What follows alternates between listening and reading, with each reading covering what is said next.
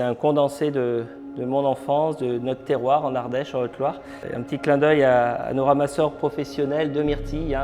C'est pas facile en ce moment avec la drosophile, avec le changement de climat.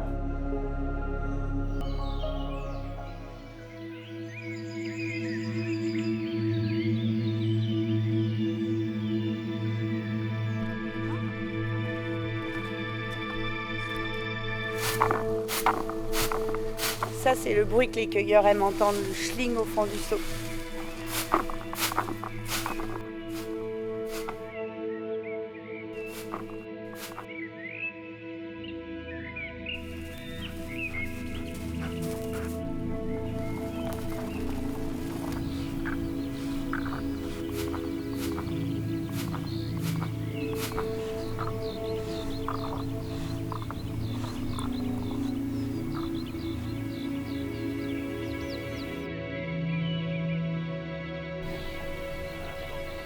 La myrtille, elle intéresse principalement les personnes qui ont besoin de faire leurs tartes, les pâtissiers, les restaurants, mais pas que, puisque nous, on a quand même énormément de clientèle, que ce soit des particuliers, la personne qui vient chercher 500 grammes, à celui qui a besoin de 200 kg de myrtille, ou même peut-être plus, et après, il redistribue en arrivant. C'est un tout petit fruit, contrairement à la myrtille cultivée, où elle est plantée et donc ça pousse et on arrive à récupérer des baies qui sont plutôt comme mon ongle, contrairement à celle qui est sauvage qui est toute petite. Après, elle est beaucoup plus colorée à l'intérieur, elle est violette, celle qui est sauvage. Il y a une chose quand même qui est beaucoup plus agréable, c'est le goût.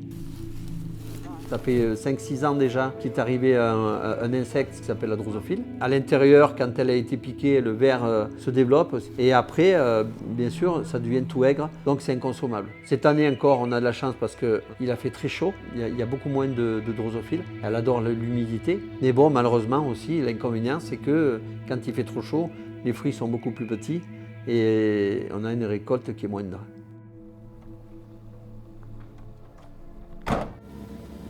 Une lande à myrtille, c'est jamais un acquis. C'est un milieu qui est en évolution, avec des pieds de myrtille qui vont vieillir et puis d'autres plantes qui peu à peu vont grignoter la lande à myrtille, notamment la bruyère, mais aussi les herbacées ou les genêts. Ce qui est important dans des territoires comme les nôtres, qui sont des territoires qui sont quand même peu peuplés, où il reste quelques espaces naturels remarquables, c'est que ces espaces naturels ils soient ouverts à tous. Ils soient ouverts aux habitants, aux visiteurs du territoire, aux touristes, et que chacun puisse rencontrer ces espaces naturels, donc s'y promener, apprécier le paysage, mais aussi comprendre l'agriculture qui s'y pratique et s'y lier en achetant des produits qui ont été fabriqués par des agriculteurs sur place. Voilà, notre motivation sur la ferme, c'est vraiment que les gens ils découvrent une exploitation agricole dans ce contexte des monédières, avec ce paysage préservé, mais aussi qu'ils comprennent ce qu'on produit, pourquoi on produit ça aujourd'hui, pourquoi on a de la fraise et pas que de la myrtille, qu'est-ce qu'on fait de notre troupeau d'agneaux, et qu'ils puissent ramener ces produits-là chez eux ou les consommer sur place, et que finalement, dans la rencontre qu'ils ont fait avec ce site-là, et ils vont sûrement revenir peut-être l'année prochaine ou dans quelques années, ils tissent un lien un peu plus dense avec ce morceau de territoire. C'est un fruit connu parce que c'est un fruit qui est délicieux, qui est très apprécié, mais c'est un fruit aussi qui est connu pour ses propriétés médicinales.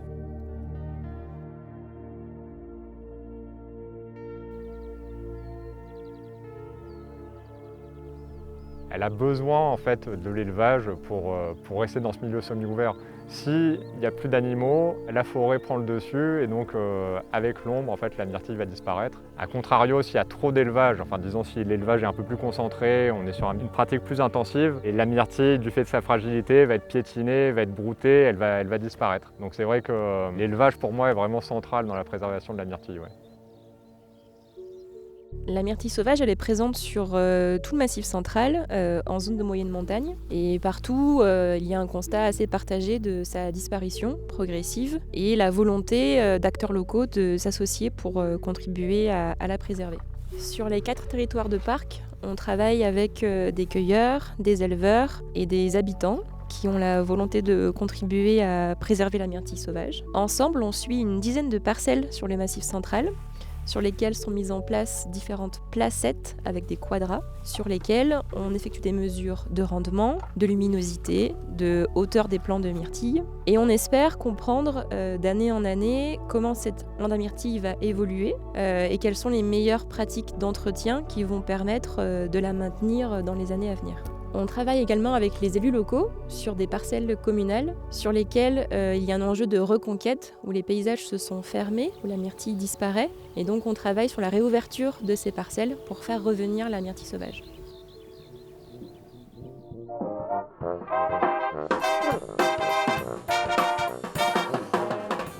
La fête de la myrtille, ça permet de souder les liens entre les différents acteurs de la région, que ce soit la mairie, le parc, les cueilleurs, les producteurs, les transformateurs. Voilà, on se retrouve tous à la même échelle, au même niveau, et on est là pour monter ensemble, préparer ensemble la fête et proposer aux gens un maximum de myrtilles et un maximum d'activités pour que les gens ressentent cet esprit soudé et festif. C'est un symbole parce que petit on l'a ramassé et on espère que nos enfants dans quelques années pourront la ramasser aussi.